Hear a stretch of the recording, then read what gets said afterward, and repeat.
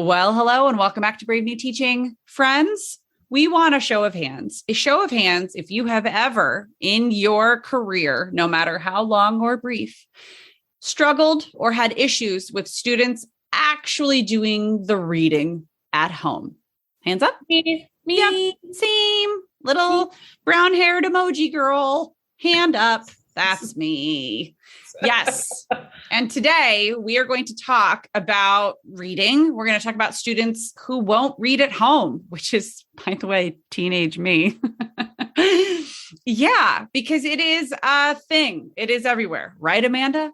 No, I've never struggled with this. I'm always perfect. You just raised your hand. You are a lying liar. Okay. Pants on fire. You're right. Pants this is on universal. Fire. It is universal. It does not necessarily also stop at the English language arts world that students won't do the reading or the watching or the whatever, right? Like we're going to call it reading, but reading is so many different things, especially in our contemporary classrooms.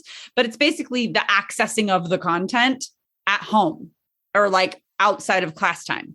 We're not just going to talk about, okay, they won't do it. We're going to talk about what to do when they won't do it. Not if, but when. So really, this episode is worth like $10 million. Basically, that's what we're saying. So anybody out there that's like, hey, I got $10 million on a Sunday. Biggest, I think this is like the number one pain point from teachers.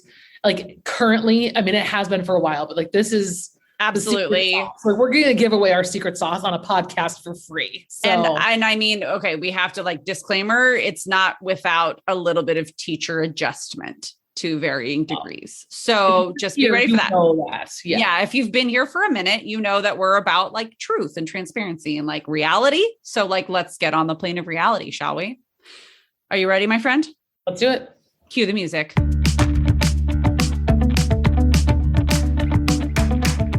You're listening to Brave New Teaching, and we are so much more than a podcast. We give teachers the inspiration, support, and tools to challenge the status quo.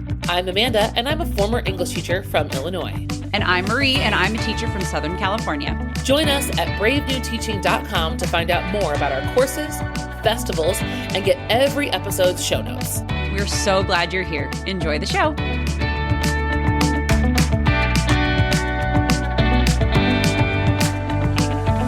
Okay, so as we get started, we do need to say, I had a little disclaimer that it's not without teacher work. And the first piece is focusing in on the teacher. Amanda has a nice little get up and get at 'em pep talk for us all. And then I will talk us through turning that around on students because they are not without adjustment as well. Amanda, what do we do when students are not reading or whatever that means at home because, oh my gosh, it's so annoying and frustrating and it takes all my energy. Help me. So number one, deep breath. Okay. Like that's where we have to start. I also think we didn't mention it in the intro, but this episode, we're going to focus on whole class novels. So right now, this episode, part one, we're going to focus on the whole class novel unit. And the next episode, we'll look at Lit Circle's choice reading types of units that are different from a whole class novel. So just a caveat that that's where the mindset conversation is going to come from. Okay. Mindset shifts for teachers. Okay. One piece of this mindset is that we are conditioned for a lot of ways to be at a deficit mindset, right? The kids won't read at home. We have a handful of really awful experiences of assigning reading and then having a lesson plan that's reading dependent and all of that burning up in a giant blaze of fire, right? It's a disaster. We assigned chapter 1 and 2 for homework. The next day, we have a lesson ready to go for chapters 1 and 2, and nobody read, of course, right? We assume it was 100% of our kids didn't read because everything's a disaster. The one kid who always does everything has to do everything. And it's just terrible. So we have to unpack that and realize that part of why that failed is the way it was set up by us. And so one of the things that I recommend teachers do first and foremost is get out of that deficit mindset and start to really just vision Envision the purpose of this unit as a whole. Marie and I talk about the big picture all the time.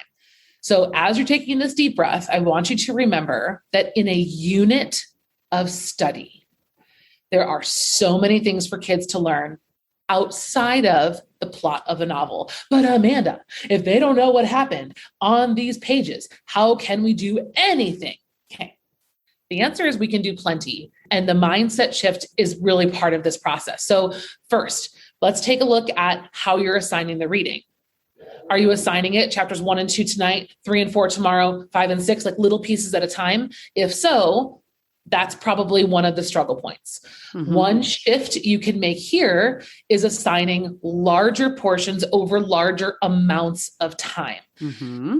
When you assign maybe, let's say, chapters 1 through 5 over the course of a week, what you're doing here is giving students a week's worth of opportunities to find time to read. So when I adjust that, and we'll kind of talk more about those other pieces later, this to me has been a shift for equity, right? Because stopping assigning reading or reading it all out loud, that's not helping equity. Like that's like a very misleading, I think, direction that we've been headed, is that, oh, well, if I give everything to everyone, we will have achieved equity, when I don't think that's necessarily the case. But reframing how we assign the reading is one really important step to try. So like what I like to do is on a Monday, we'll start the book together, and then I'll assign the next X number of chapters for the next Monday. So they have the whole week. And if the week is taken up by sports and work and everything, the weekend is still there. And then the during school time is also there for the whole week. The lunch hour, the study hall hour, like whatever those periods during the day are, there's time for kids to find something to read. And you know what? I also give them permission in that time to skim. Like if you get bored, skim and get to the next point. Use a little bit of Spark Notes. Get to the next chapter. It's okay, because the next piece of this mindset, and this is where I'm going to kind of wrap up my end of things, is the mindset that I try to help teachers think about too, is remembering that this unit is about studying literature. This unit is not for us about fluency. It's not about necessarily having a 100% comprehension of every single page. My goal in a unit that's all class one novel are big picture, thematic, essential question-based critical thinking skills.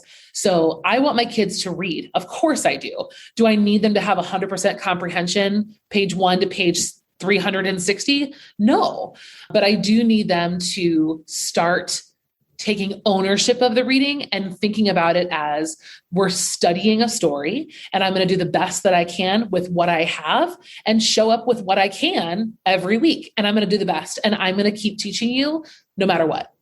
Well, and it goes back to something that you and I have both said so many times on here, that we say in our course curriculum rehab, that we have said in our festivals, our Shakespeare festivals and our Dystopia festival. This entire approach is all about decentralizing the novel or decentralizing the text, decentralizing the teacher, frankly, like putting students in more of a driving role of their education. And quite frankly, if I give them a couple chapters a night, every single night, they're not going to read it the same way. No way. Yes, they're not. You know what? It's just, that overwhelms me as an adult thinking about having to keep up with something like that. But knowing that I have this, that, and the other in my life going on, and I can kind of plan around stuff. Yes. What a great skill to teach our kids through practice now, rather than getting to college like I was and being like, oh, I don't have to do it tonight. It's not due until whatever. And not having those time management skills and not being able to see the end result and see that next week we were going to have a test or a paper or whatever on the reading. And I hadn't flipping done any of it the day before and having to cram a whole entire book. Like, obviously those things are still going to happen, but isn't that a great skill for students to start learning? I always say this, in the soft landing place of our classrooms while they're still in grade school. Like, yeah. That's kind of what I meant by this idea of equities. Because what I'm hearing from teachers is that kids aren't reading, they're not complying with my reading schedule. So my response, or my department's, or the top down response is, Well, now to make sure kids read, Yeah. we read to them. And not that there's anything wrong with a read aloud every now and again. Like read alouds have an absolutely important place, but like taking that off, like not giving the kids the chance to navigate that world on their own, or like giving them, like you said, like those structured landing places and the experience to like figure out their own schedule. I mean, that's so important. Well, and yeah, because how the hell are they going to do it if we keep doing it for them? Like, I hear myself, like, I get it. I like control. I like to know exactly where we're going to be. I like to know the intended outcome. Like I totally, but I also know that I already have those skills. So I can't just give them to somebody else. I have to let them learn, and learning is hard and it's messy. Hello, friends. Please excuse the interruption of this episode. We wanted to let you know about something very, very exciting coming to you from Brave New Teaching. This is fireworks and confetti. Do you hear it? We are so freaking pumped to bring you the Shakespeare Teacher Festival again. Round 2, we are bringing to you an entirely new modern take on Shakespeare in the classroom. So if you joined us last year, that's awesome. But this year, everything is brand new. Absolutely. Last year was Basics with the Bard, and this year's Shakespeare Teacher Festival is Shakespeare in the Modern Classroom, with your modern students and exactly how to frame that, what we do. We're going to dive into some specific plays, a little bit deeper of a look at some of the most commonly taught plays, Romeo and Juliet. Let's frame that differently. And we can't wait to get started. So make sure that you head to the show notes or just go to bravenewteaching.com to get yourself registered. Make sure you bring in a couple of friends with you. It's going to be a good time. All right, let's get back into the show.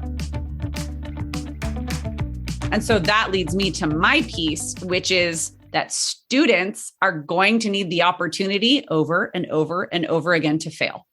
They're going to need the opportunity in this world to be able to hit that soft landing place. And maybe it gets a little harder every time they hit it within your classroom, so that by the time, like, because truly, like Amanda said, we're not in the business, at least in my classroom, of developing fluency in any singular text. Like, I am not looking for the next Mary Shelley scholar who has downloaded the entirety of Frankenstein into their brain. And, you know, like, that's not what I'm looking for in a public school 12th grade English lit course.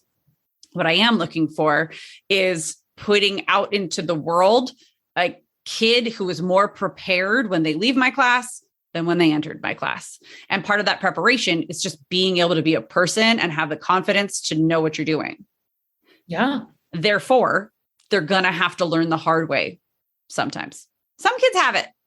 And even those kids who do have it are still kids, and they still have to learn things over and over again. So where the teacher's mindset shift lies in relinquishing control, which is something that we talk about quite a bit, but it's just a matter of defining what that control, like what you will control and what you need to let go of, and what you've decided to let go of, and kind of like experiment.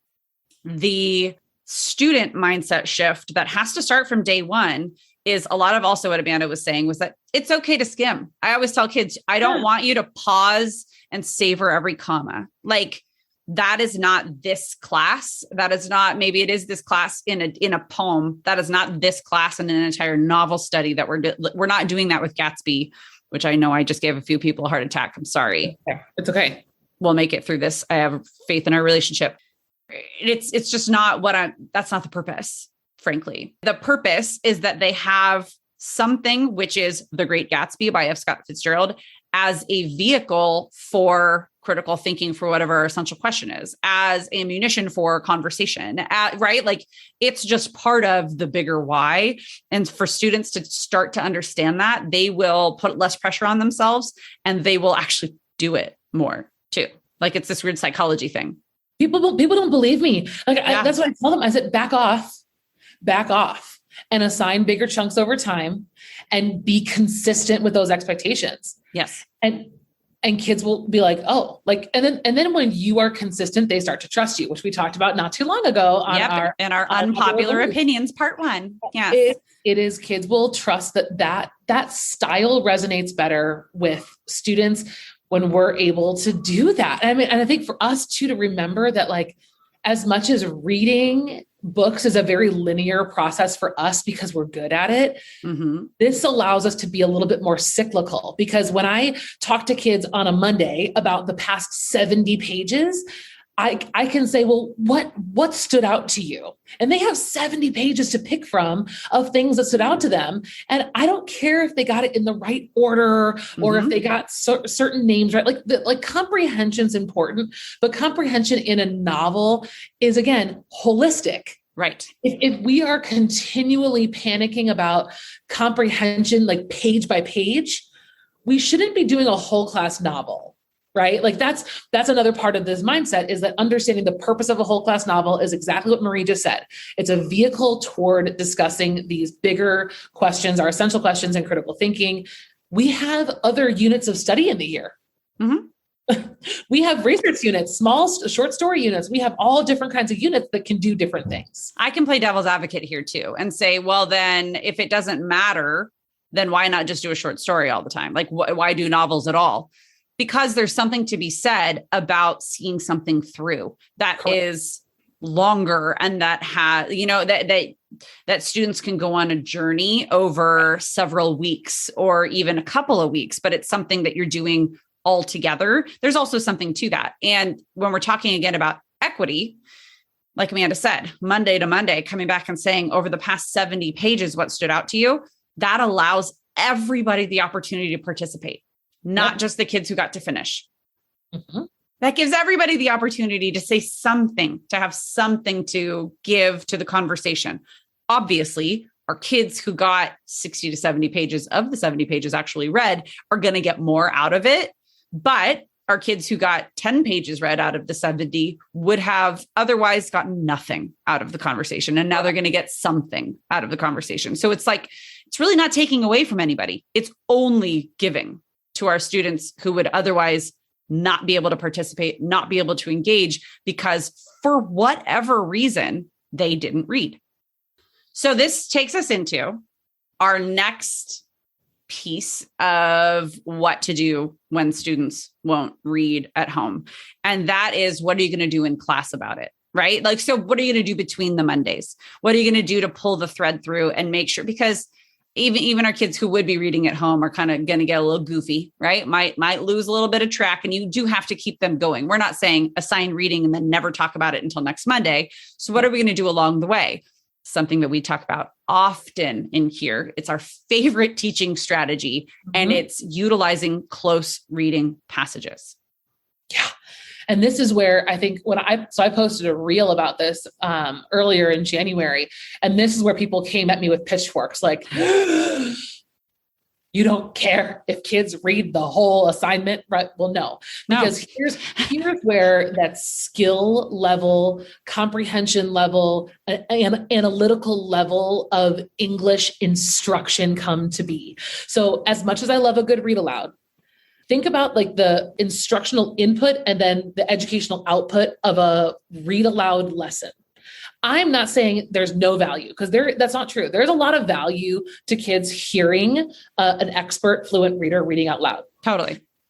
It has a place. Now, a close reading lesson is something that Marie and I use to give students the opportunity to analyze a very finite section of text under a super, super microscope. And so for example, since you brought up Gatsby, I'll take Gatsby as an example. Okay. In chapter 1, we have this dinner, this meal, right? And across the descriptions of the scenes, I like to do a kind of like a side-by-side close read where we have Nick's very first description of Tom, and then Nick's very first description of Daisy. And so I put smart. them. You've never told me about that before. That's a good one. And so I have them. I have these two passages side by side on a worksheet, a doc, whatever. And the kids read the description of Tom. And now this is probably what I'd say max 2 paragraphs. And then the same with Daisy, almost the same amount of text. And they're looking for the same thing in both: descriptions of color, They're looking at just descriptions, like physical description, and then probably one or two other things, maybe just one, very, very limited. And so I read like one out loud, then I do popcorn on the other, or I read and then they read it again. So like we're reading this passage multiple times. Then we go in with our highlighters. We're going to highlight all the color imagery in green. We're going to highlight all the physical description in blue. And then we just dig and we just peel. And at the end of the lesson, I'm asking all of my students, remember, I don't know if everyone read. I mean, I probably do from the quiz, we'll talk about quizzing later, but like at this moment in this week, it has no impact on my lesson, whether or not students have read this chapter. Okay. Zero, because they all read it with me right now, this scene. And so at the end of the period, we're having this discussion about color symbolism, the differences between Tom and Daisy, Nick's, kind of odd ways of describing both of them, and what on earth this has to do with, the trifecta, right, of this relationship. Then we even kind of zoom out more, right? We can talk about the society and in general. So we're able to take this little tiny piece of text and go further and further and further and further and further into the big picture conversation. And it's a glorious thing. And so what that does, I'm the whole time Amanda's talking, I'm going, oh my Your God. lesson planning. Yeah. I'm not teaching juniors next term, but like next time I do, that's such a good lesson. And then I'm kind of mad at you for holding out on me. No, just kidding. What this does is, again, it goes back to all it does is add to student experience. It does not detract from anybody. So in my classroom, I have a mix of anywhere from AP students. I'm not teaching AP, but like could be an AP Lang or AP Lit. I've got like general ed. Maybe they like reading, maybe whatever, like students that are just going to take general ed all along the way, which is all I took in high school was general ed classes. And they were great. And I did great. I've got English language learners. I've got students on IEPs and 504s of varying degrees and like different abilities and different levels of need, all in one big room. And we're all doing the same thing all together. So everybody gets the same scaffolding. Everybody gets the same everything for the most part. I mean, some kids, you guys know what I mean? Like legalities aside, if somebody needs something separate for their IEP, blah, blah, blah, blah. So what lessons like this do for our entire population is they model first and foremost reading skills and what good readers do to analyze as they go. It also models by thinking aloud how to make connections, which is part of that analytical skills. It models so many different things. So if I'm a student who could be in an AP class, but I'm in a general ed class, or let's say you're teaching AP, right? And you're going to use this sort of a strategy, is it helps me affirm what I already know and fine tune what needs fine tuning within my own repertoire of skills. Because I'm watching my teacher, who is an expert in this, who has done this so many times, or who at least has a degree already and has been trained to do this. And I'm following along and I'm participating and I am honing my skills. What it does for my students on another end of the spectrum, who might have specific reading goals built into their IEP, who are extremely reluctant readers, who are going to need like a graphic novel to go alongside something that we are reading, is it models for them the same things. What good readers do, how to think analytically. I mean, it's all the things, and it provides them the opportunity to be active participants in the moment. Whether, like you said, whether they know what is already transpired, whether they have just seen this for the very first time because they said, piss off, I'm not reading that. Or something got in the way. They had to watch their brother or sister. They had to work. They had basketball practice. Like whatever the things are, it does not matter because we're teaching skills. The kid that's read is going to get a lot richer of an experience and they're going to have more to say. But what they have to say is also going to enrich the experience of the other kids without deterring from the experience of the kids that had a lot to say, right? Like it's not leaning on the really academically active kids. It's not leaning on them completely. No, it's taking the pressure off of them so that they can continue to learn and not feel all of that. And our kids who need to just build the skill in the first place are seeing extra modeling. Right. Because if you think about the start of this lesson, everyone's in the same place. Yep. If kids did their quote reading homework at home, you might be a little bit more comfortable with the context, right? You might have more to say at the end of the lesson when we talk about like the impact of this over, right? More examples that they saw in the chapter. Sure. But from like exactly your point, like that's going to give, what that does is gives everyone the same playing field. And even kids who don't quote like read at home might be really freaking good readers. If it's a concentrated amount with a lot of like scaffolding and direction. This is just, and then I want you also to picture like in your mind while you're driving, look out over the horizon and picture the next 5 weeks. So even if you only close read once a week, by the end of the novel, students will have done a concentrated, deep analysis of 5 scenes from The Great Gatsby.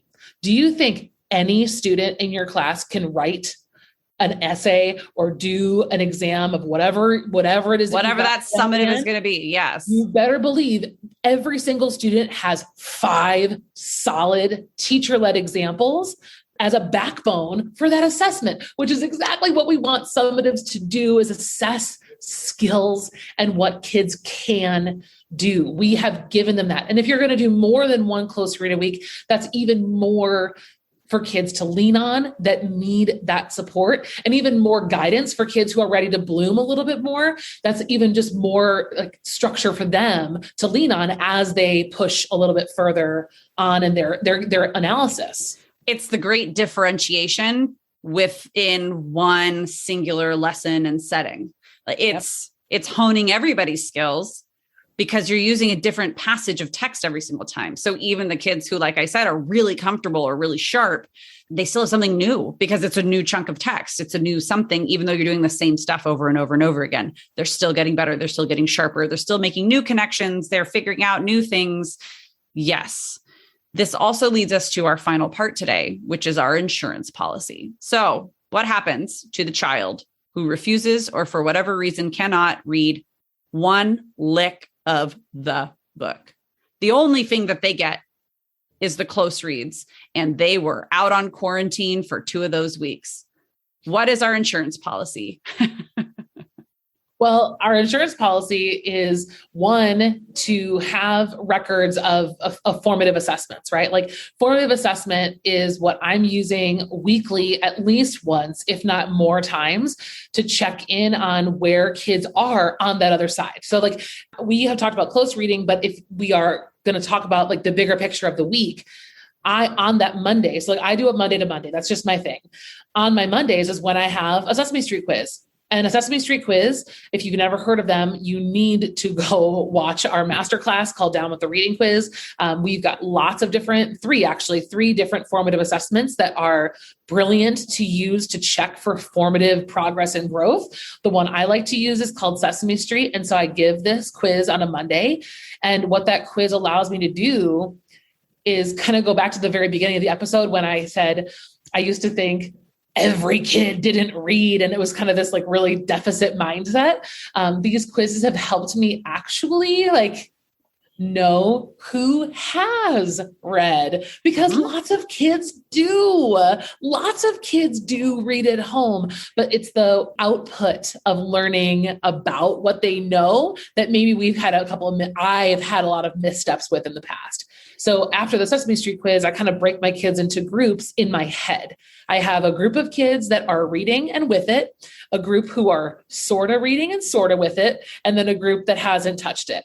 And so then I actually know that I have 10 in this group, 15 in this group, and 4 in this group, or whatever the breakdown is. Such a small class. I'm sorry, keep going. Well, I'm just, I know the syllabus for you. But whatever that breakdown is, I then actually have information, which is what a formative assessment is supposed to do, information moving forward into that week. So maybe on Tuesday, I want to do a group activity where the group who's reading and with it is doing something together, like more like independent. Then I have another group that's working with my co-teacher on something. And then maybe the kids who haven't read yet, they're sitting with me in the hallway and we're reading together on Tuesday. And then they're going to retake that quiz at the end of the period. And you know what I mean? It's like I can then differentiate on my Tuesday. And then when we come all back together again, eventually for the close read, we've all kind of gotten what we needed in the meantime.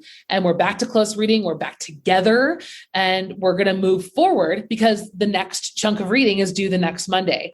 And so for my kids who didn't read, we're going to read what we can. We're going to try to do a little bit of catch up. And then whenever they get where they are, I'm going to say, here's Spark Notes. I want you to get caught up until this chapter and then keep going because this story is bigger than getting stuck on chapter 1.